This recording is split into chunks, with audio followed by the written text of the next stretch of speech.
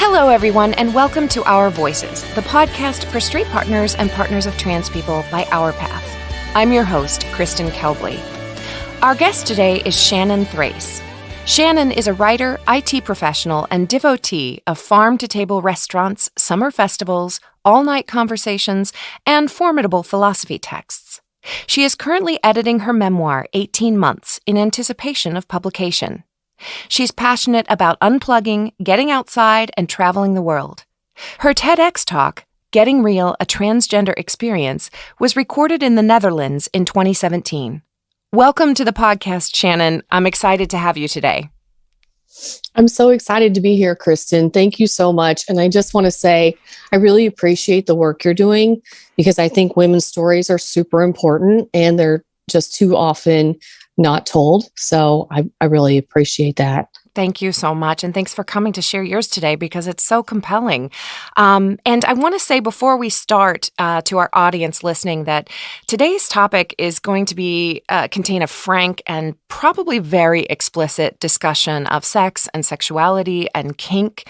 So if you've got mini-me's in the car while you're listening and you want to put a pause and listen later, or if those topics of conversation make you uncomfortable, just a word of warning. So with that, we're going to dive in and as we try to do when we discuss, when we have partners of transgender people on the show, we have a pronoun discussion at the top. So Shannon, let's talk really quick about the pronouns you use for your now ex-spouse.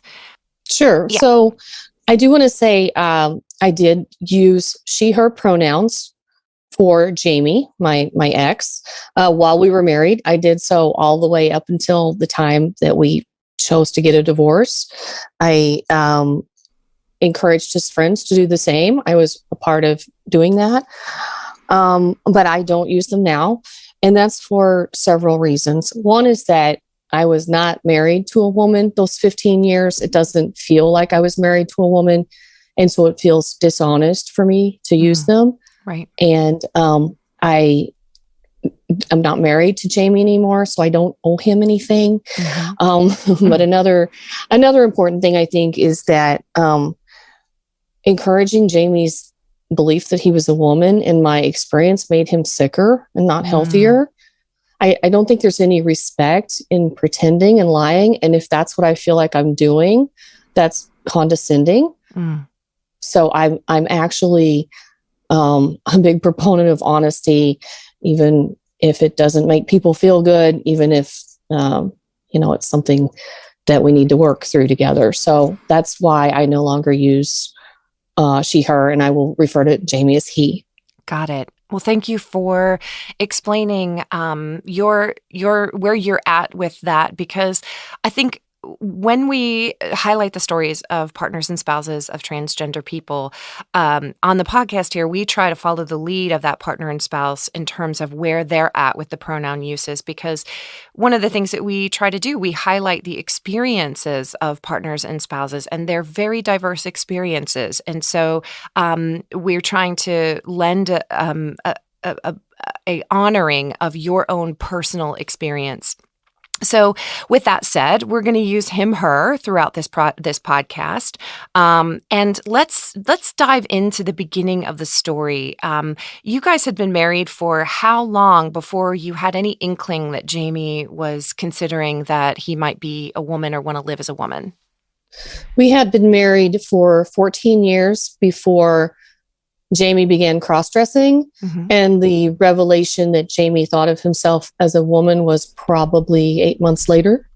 Okay. And were you aware of the cross-dressing, and how did you feel about that? I was not aware, and I actually don't think he was cross-dressing. I think that the day we discussed it was the day it happened. So what happened was Jamie one evening said, "Let's look at porn together." And so we did that. And Jamie was kind of leading us in a direction. So I had sort of picked out things I thought would be fun, and he was kind of naysaying those and leading us in another direction. And as it turned out, he wanted to look at tranny porn. so we looked at tranny porn, and and just to be clear, tranny porn is like the kind of colloquial name for it. Right. It's, yes. Some people may find that term exactly. offensive. Some people, but that's what it's called. So yes, yeah. I probably should have prefaced that because that's not a word I use in ordinary conversation. Right. But that's the search term. So and that's what he called it that day. Mm-hmm. So yeah. Yep. Yeah. Okay. Thanks for that. Mm-hmm. Okay, so he wants to look at this particular kind of porn, and I assume you guys did. We did. Yep. Mm-hmm. And how did that go for you? I mean, I was cool with it, and I think that after we had looked at it for a minute, I kind of hinted, maybe in a slightly jokey way, "Hey, I could give you a makeover," and he was totally into that. So that's what we did next. And was this something that, when you say you were into it, were you and you don't have to answer this question if you don't want to, were you into the porn itself, or were you into giving Jamie an experience that he found arousing and interesting? That's a great question. I think that the answer is that I was a little into it, okay. that I enjoy porn of different kinds. I was like, oh, okay, that's cool. That's kind of fun. There's things about that are sexy. It's by no means was one of my favorite things or anything like that. Mm-hmm. But I was willing. So it was a little of column A, a little of column B. Got it. I thought it was kind of fun, and I was also willing to help him see what he wanted to see. I think that's really common. I think, or it's not uncommon, I'll say, in marriages. We do things or partnerships, we do things for our spouses or partner, sometimes that are maybe not blowing our skirt up, but okay, I'll do that. If that gets you where you need to be, I'll do that. I don't think that that's uncommon. So, right. Yeah. So, okay. So you offer to give him a makeover, and he's like, okay, great. Right. So I dressed him in some of my clothes. I put some makeup on him. I curled his hair, and that led to sex. So this is how this began. And I really don't believe he had cross-dressed before that day. Okay. Got it. And so then I think we should pause here. And before we continue, and just kind of do a little flashback to your own sexual history. Because in your TEDx talk, you talk about having been with women before. Right. Yeah. And do you identify as bisexual, or is that not important to you? Or do you just, I've been with women in my history? I've been with women. I've been with a lot of women. I don't really identify as anything. Mm-hmm. I think that's maybe part of the problem is people do a little too much identifying. Right. So I would like to leave it at that. But right. I have had quite a history with women before and after Jamie. Right. Well, I think that's another reason to have you on today. We'll take this moment to say that not every quote unquote straight spouse or straight partner or partner of a trans person is themselves 100% straight. Occasionally, it's kind of rare, but it's not unheard of that we have someone who has this experience who themselves is usually most commonly bisexual, and usually it's a woman who's bisexual, or who has had experiences with women before. So they maybe don't necessarily see themselves as heterosexual or completely straight, but that doesn't mean that the experience of having a partner come out or change their gender identity or sexuality can't happen to them and can't impact them. So that's another interesting thing about having you on today, is that you fall into that category of not 100% straight or 100% heterosexual. Would you agree with that? Would that be fair to say? Yes, absolutely. Okay, great. So now that we've clarified that, let's get back to the story around Jamie and the beginning of his cross-dressing. So that's the first day you give him a makeover. That's the first day that he cross-dresses. So what happens from there? So after the sex, Jamie slept in the blouse that I had picked out for him. Mm-hmm. He also slept in it another time or two in the next few days. I went to a thrift store and I bought him his own sort of a kimono nightgown. Mm-hmm. And then maybe a few days after that, he said, you know what? I want to start cross-dressing, which I actually thought was a little funny because it seemed to me that he had been doing so and that I had acknowledged it. But he wanted to cross-dress more and possibly in public. So that was his announcement a few days after the incident. And how did you feel about that progression? Were you obviously you were okay with it to a certain extent because you'd bought him a kimono and you were on board with a certain level of this. So is it what happened after? What happened when he said he wanted to start cross-dressing more often and in public? How was that for you? I was totally okay with that. Okay. We don't have kids. Yep. We have careers, but we're going to be prudent about it. I thought it was fun. I thought it was cute. I'm personally not against gender nonconformity. Clearly, which is great. Yeah, I mean, right? Obviously, yeah. So I think women's clothes don't belong to women. So they belong to whoever wants them. So I didn't have a problem with it at all. Right. We at first started going out to a nearby city. So we lived in the country at the time. There was a little concern because Jamie was working as a teacher. So we started out by kind of going into the city and we did some outings where he was cross-dressed, and that's how it started. And so you're good with all this. You're like, okay, this is, and you've had a 14-year relationship, and I assume that you had from your writing, because I've read some bits of your memoir, which we'll get into a little bit later, you seem to have a really fulfilling sex life with Jamie for the 14 years of your marriage. We did. Yeah. We did. He was very enthusiastic about sex. He seemed to be into me. So yeah, there was not an issue there at this point. Right. Okay. So when would you say the issues started? So over the next few months, the cross-dressing started out really fine, really fun. We went to the Rocky Horror Picture Show. We went to the city. Jamie called himself a cross-dressing man. He defended that identity very strongly. He started a blog. He said that he was not a woman because at this point he had sort of began friendships online with cross-dressers and transgender people. And then over the next few months, he began to get kind of moody and sad and started to have meltdowns over small things. And then there was an incident in a restaurant where somebody said that he looked like Brad Pitt, which was actually a compliment he had gotten before. And he had a little meltdown and he was very sad and upset about this. And when I dug into it, I wasn't sure why at first because it seemed like a compliment. He had been defending his identity as a man. I couldn't understand what was happening. But as I dug into it, I learned, and I think Jamie learned at the same time, that he was beginning to feel like he identified as a woman and like he looked like a woman. And he was surprised that this person had mistaken him for a man.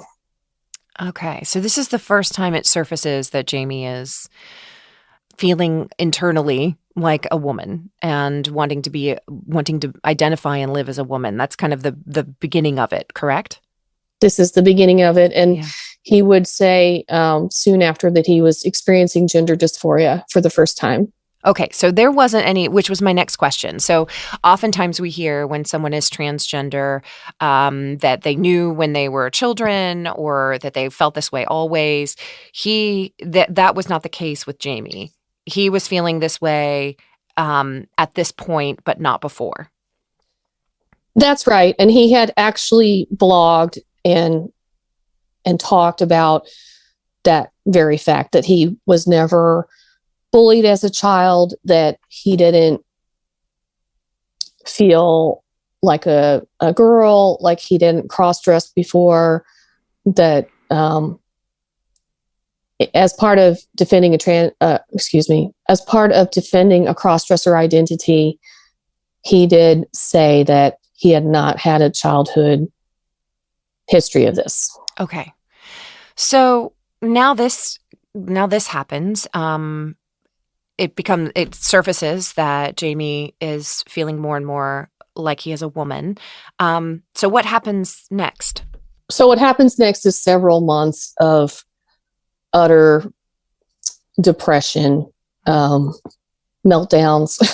How did you actually, but before we go there, let me just go back up a little bit and ask, how did you feel about that piece that, okay, now we're not just talking about a male cross-dressing, but we're talking about possibly being transgender, identifying and wanting to live as a woman. How did that experience go for you? I think that I felt cautious about that is the right word. Okay. I think that I thought, okay, we could make this work depending on how honest we can be, how this is going to integrate into our lives, whether we're going to continue to have a sex life. And, I think all those thoughts were sort of fuzzy and I hadn't sorted through them yet.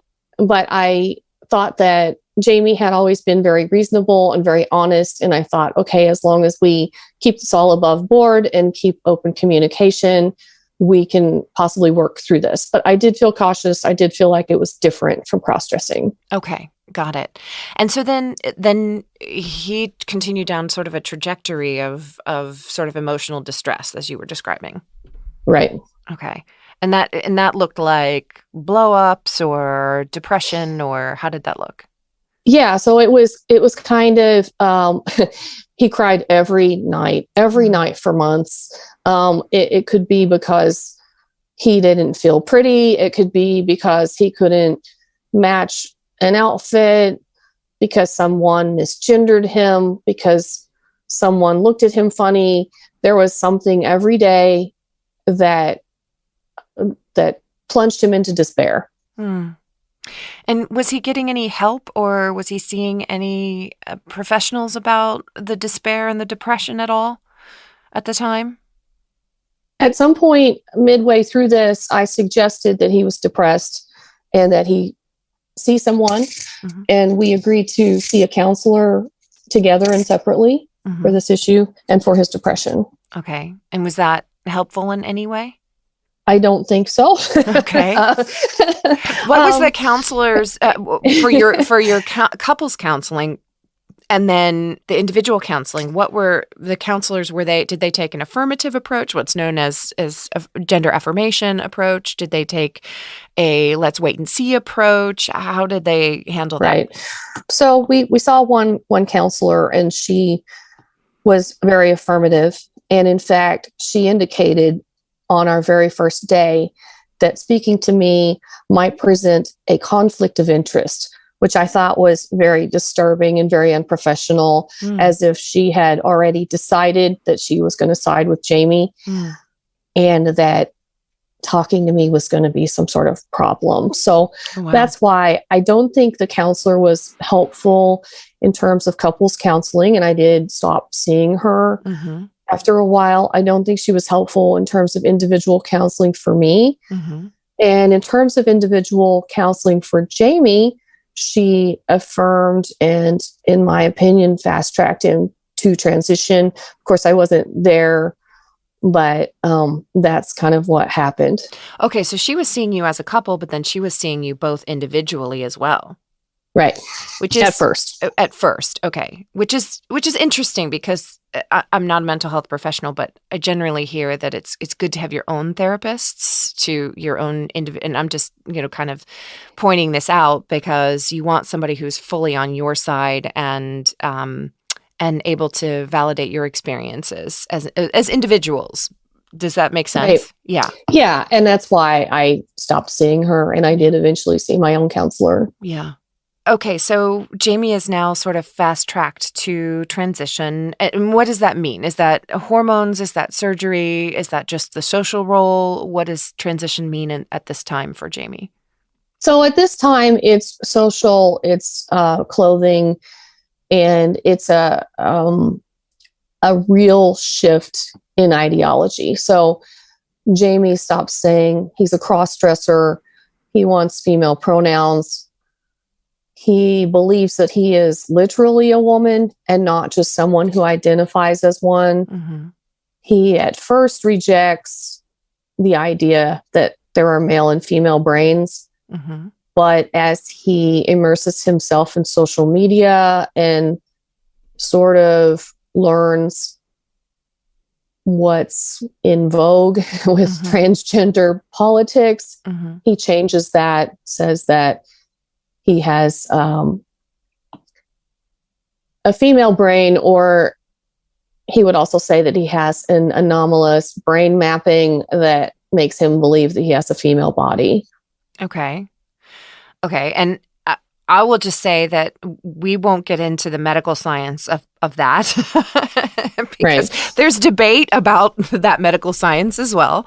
So, okay, so that's where Jamie's coming from. And how are you feeling as you're watching this transition happen? Is it impacting you at this point?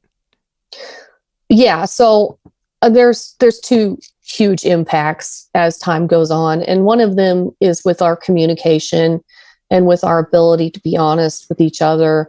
And the other is sex. And so both of these things are starting to go into a downward spiral and just aren't working the way they were before. Got it. Okay. So, well, I want to take a quick break. And then when we come back, we're going to dive into the sex piece and talk about, because I think that's really where the rubber meets the road in a lot of these relationships is in the bedroom. I've said this before on the podcast, not always, but what plays out in the bedroom in mixed orientation relationships or mixed gender identity relationships, those sort of things, is really where we see what's actually happening. So we're going to take a quick break and we'll be right back with more Shannon Thrace. Hey, everyone. We want to give a warm shout out to all of our donors who helped us raise $8,230 in our December 2021 fundraiser.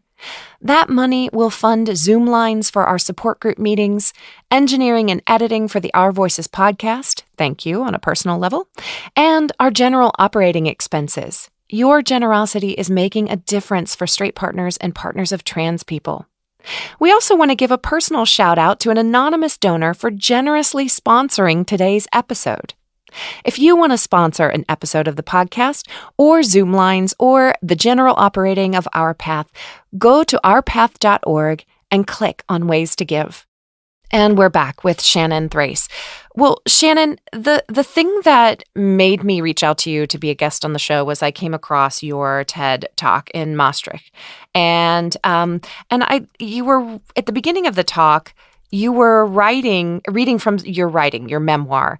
And I wanted to play you reading a segment where you're reading from your memoir and you're talking about being in the bedroom with Jamie and your experience of Jamie's body. And it's after you talk about having been with women sexually and what women's bodies feel like to you. And we'll link to the TED Talk on the website so people can go and listen to the whole thing if they want to. But it was really profound the way you talked about your experience of a woman's body and then experiencing Jamie asking you to perceive him as a woman. So we're going to listen to this little piece from the TED Talk. It's a couple minutes long, and then we're going to talk about it. Here in our bed tonight, you need for me to not know the touch of a woman.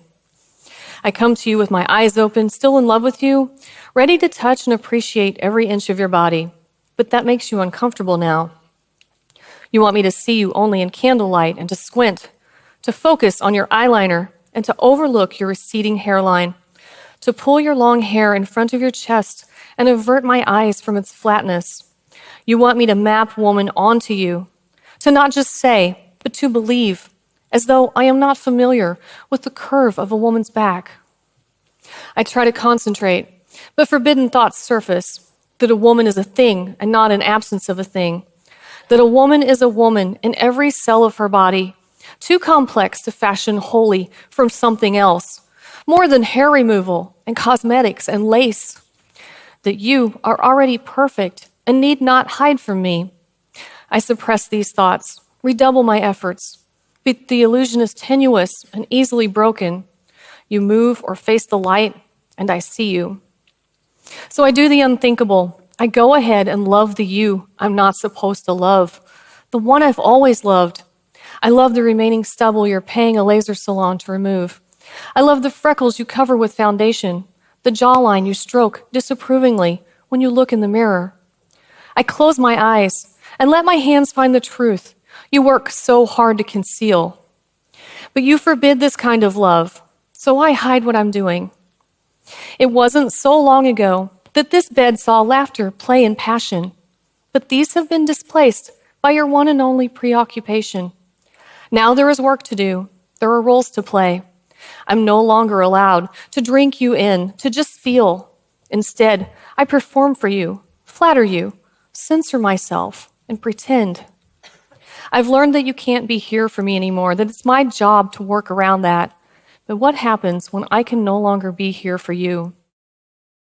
That is such a powerful description of what's happening in the bedroom for you guys. I wanted to talk about, first off, the idea of when you talk about I perform for you. Now it's just where there used to be passion and play and laughter in bed. Now there's the performance of roles.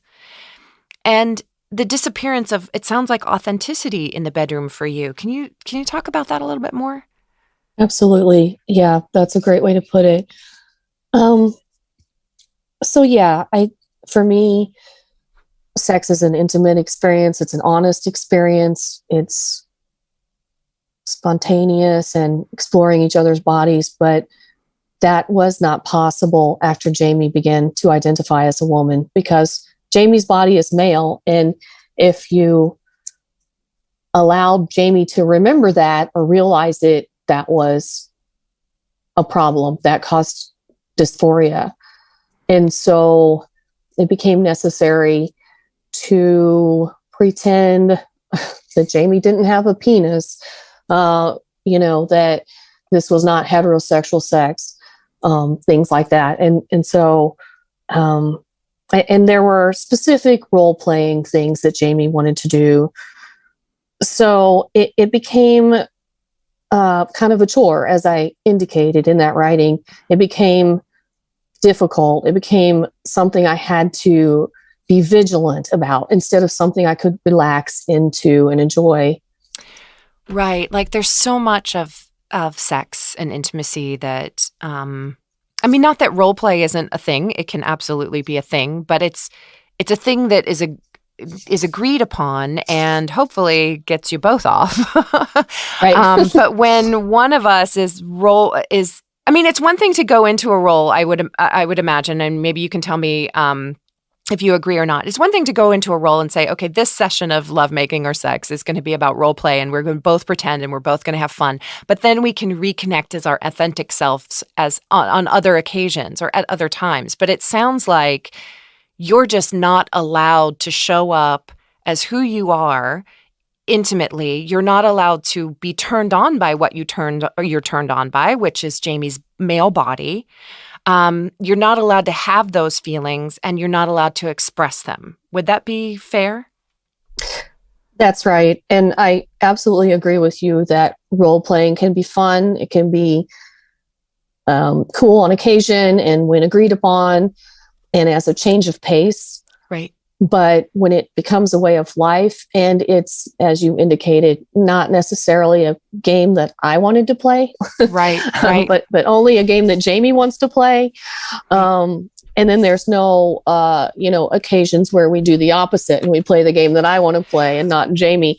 Right. That's the other thing is like, okay, when are we going to play the game I want to play? Right. And you show up for me. Right. Right. That absolutely was not on the table anymore because those things might have made Jamie dysphoric. And so there becomes this dysphoria takes precedence over everything. And if I do the wrong thing, I'm making Jamie dysphoric, and that's a problem. So, you talk about that in your memoir, just the disconnect between how Jamie wants to be perceived and how you are literally experiencing his body. And it's the impossibility of making yourself perceive Jamie's body the way Jamie wants his body to be perceived. And you write, I'll just read a couple of quotes from your memoir. You write, "I'm desperate. I can no longer figure out how to engage you sexually when you hate your sex organs and have lost interest in mine. When you require role-playing to stay aroused but can't maintain your suspension of disbelief. When you need clothing to feel whole but must remove it to do the deed." And then you write of you have a mentor couple who's been through this before you, and I won't mention their names, but the woman in the couple tells you or messages you that her partner, their penis has shrunk because of hormones, and she says, "But we work around it." And you say, "Work around it. I don't want to work around my lover's body. I want to enjoy it." That, to me, that really struck me. Like, I don't want to work out around my lover's body. I want to enjoy my lover's body. But you're compelled by the situation to pretend that these things are not here. It's almost like gaslighting yourself. You're being asked to gaslight yourself. Would that feel accurate? Absolutely. Yeah. And I think that an interesting thing that happens is that people will say, well, to be the partner of a trans woman, you need to be bisexual because this person is a woman now. And my response to that would be, that does not help because you're not experiencing a woman. You're being asked to pretend that you're experiencing a woman. And if you're into makeup and heels, then maybe that works for you. But if you're into actual women's bodies, it doesn't work because that's not what you're experiencing. Right. And it's kind of a mind bleep, if I say, that you're being asked to perceive the sky as red when the sky is blue and react as if the sky is red when the sky is blue. Do you know what I'm saying? I'm trying to come up with an innocuous analogy just to say about how difficult it can be to change the way to even compel yourself to change the way you perceive something that you are clearly perceiving in one way. Am I making any sense? Yeah, no, I think that makes perfect sense. And I think that one of the problems here is that I am not good with cognitive dissonance. And so I don't do it. And so inside my own mind, I'm telling myself the truth. And Right. So what's happening is that I'm being forced to do a lot of acting. And I'm okay with that now and then, but I want Jamie to admit to the truth with me one-on-one and to be honest and for us to be able to talk about these things. And that's not possible anymore. Right. You write to Jamie in your memoir, you say, "And your hang-ups aren't the kind that most people have, the kind that lead to interesting, if controversial, sex. You have the kind that kill sex.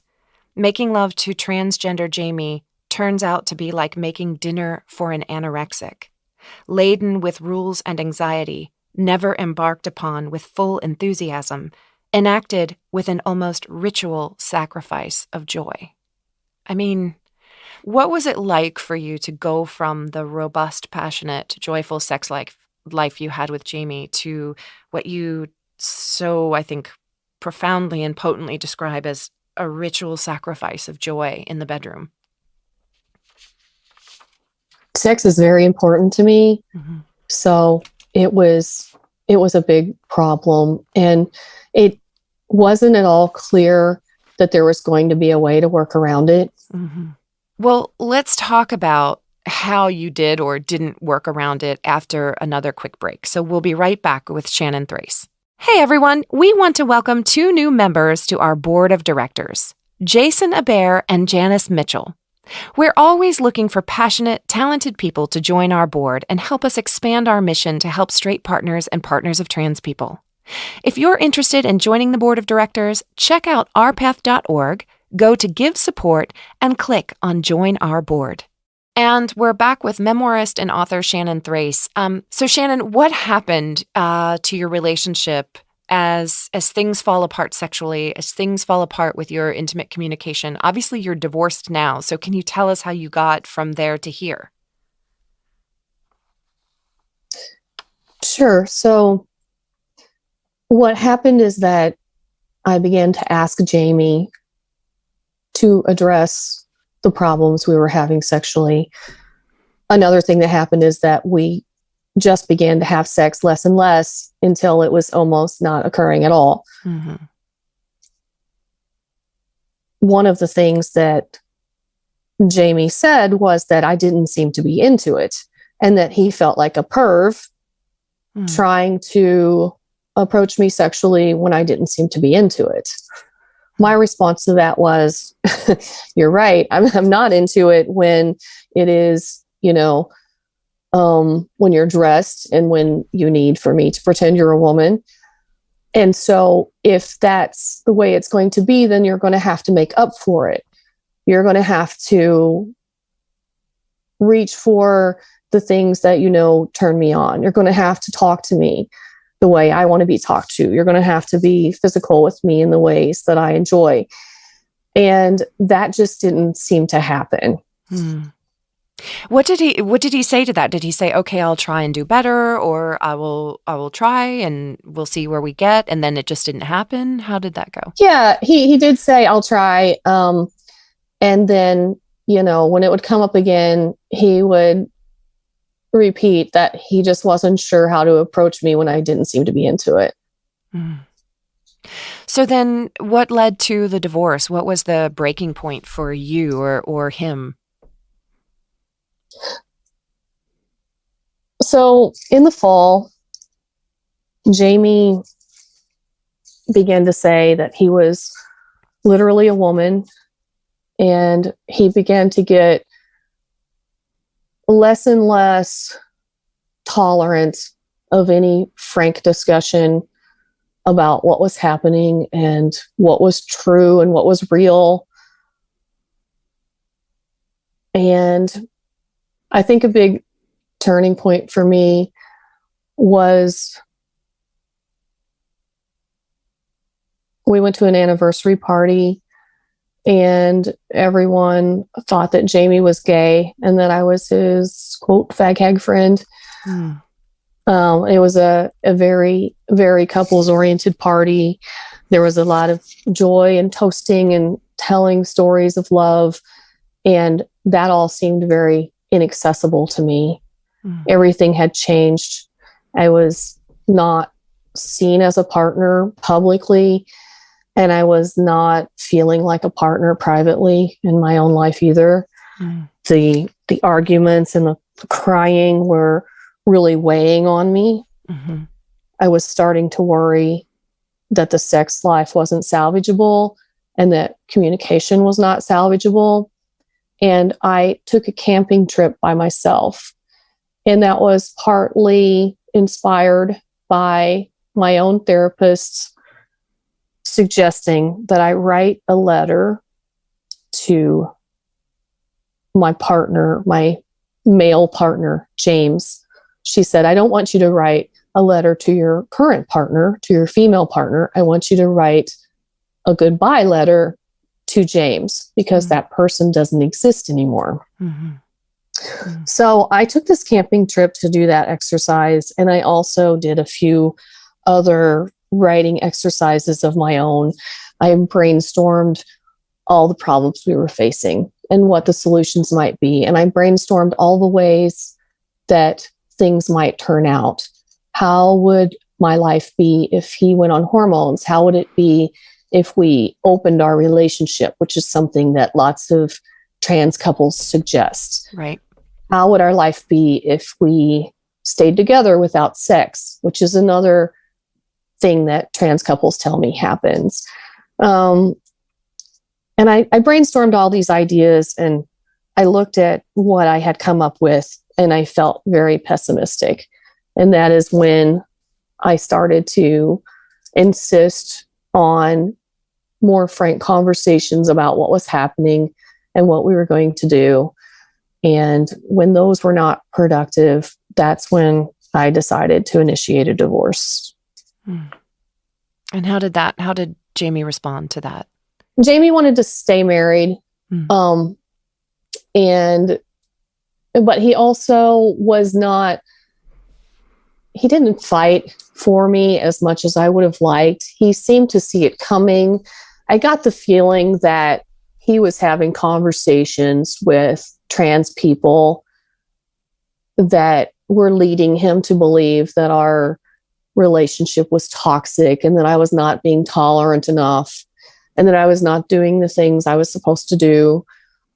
So I think that he had resigned himself to that possibility, but he was sad. And we actually, for a few months after this decision, still talked, still in some ways tried to work it out. So he was reluctant, but it didn't get resolved, and it eventually ended with divorce. I assume that you feel that was the right decision for you. That was absolutely the right decision for me. Right. And do you have much of a relationship with Jamie now, or have you gone your separate ways? Or Well, that's a great question, because what Jamie did then, as I said, we talked for maybe 3 months after our divorce with really the tone of trying to work it out and trying to see if there's anything we hadn't thought of and if there was anything we could do. Then there was a couple months in which Jamie kind of fell silent. I could talk to him if I needed to, but we weren't chatting. We had to get together to sign a tax paper from our prior marriage tax situation, some things like that. And that went fine. And then, to my complete surprise, Jamie unfriended and blocked me on Facebook and posted a several paragraph tirade to all of our mutual friends that I had abused him and was a transphobe and was stalking him, which was completely absurd. And several other lies, lots of lies, just really bald-faced lies. And then Jamie never spoke to me again. I'm so sorry. I'm so sorry.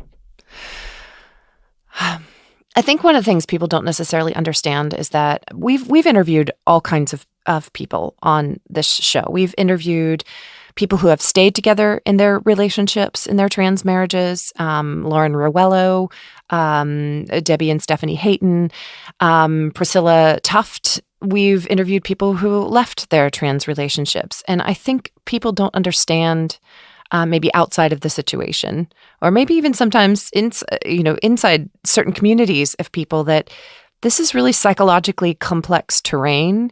And while I'm not a mental health professional, I don't think it's controversial or even, it's pretty obvious that this is psychologically complex terrain and that the outcomes are very varied and different and diverse. And that everybody deserves the opportunity to say what was true for them in the relationship, how they experienced the relationship, and not be raked over the coals for that experience of the relationship.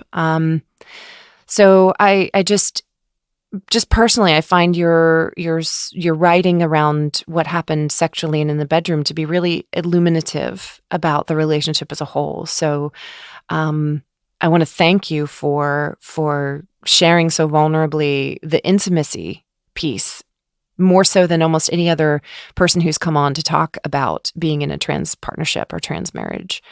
Where are you at today in your life? Hopefully you found some stability. And how long ago was the divorce? The divorce was 6 years ago. And shortly after the divorce, I was extremely depressed. And I really had trouble pulling it together for a short while. And then I decided to just plant the seeds of my future, kind of reluctantly, without a lot of passion, just to make forward progress. And I applied for the graduate program at my local school. The TED Talk in Maastricht gave me a taste for travel. So I got a passport and I started traveling. I got a master's degree. I joined some book clubs and groups. I made a ton of friends. I am dating someone now. So I did pull it together, and my life is much better than it was before because I am living very honestly. I think the experience of writing the memoir helped me refine my values. And I know that one of them is honesty and that it's just really not negotiable for me. And that has helped me plan my future accordingly. Right. So things have changed a lot for me. Well, I'm so glad to hear that you're in a much better place. Is there anything else that you feel like is important to say or for people to know about this experience for you? I think the only thing I would say is that I hear from a lot of women who are married to trans people or partnered with them, or who divorced or left trans people. And what you said about being raked over the coals, it seems to be very common. And I think I would just say that the women who are going through this, you're not crazy, you're not alone. This seems to be the way this goes, unfortunately. And I really wish that there was more support for women, whether they're staying or leaving. There's a great deal of political propaganda around the way that you're allowed to talk about this. And that really inhibits women's healing and their ability to be honest with themselves and their ability to move forward productively. Right. So I just want to encourage women who are going through that it gets better and that their experience is valid. Thank you so much, Shannon, for coming on the show today to share your experience and be one of the voices that basically is that beacon for other people experiencing this, that whatever their experience is, whether they stay in the partnership, whether they leave the partnership, and Our Path, I always feel like I have to get this note in here, takes no position on what is right for the individual.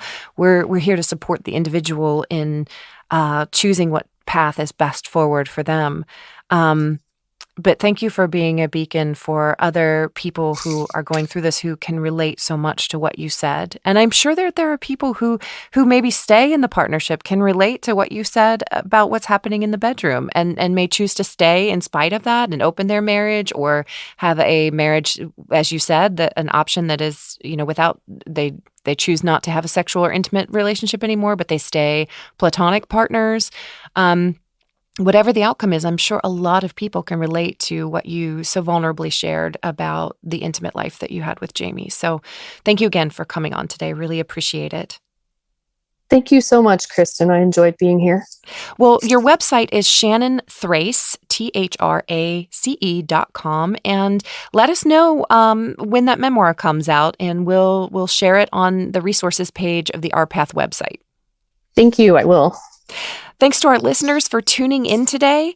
Be on the lookout for all new episodes on the 1st and 15th of every month. Don't forget to subscribe to our podcast. You can find us wherever you get them. This is a reminder that the views of the host, yours truly, are not necessarily the views of Our Path or its board of directors. I want to thank our engineer and editor, Drew, right here at Gwyn Sound in Cincinnati, Ohio. And until next time, this is your host, Kristen, reminding you, keep using your voice.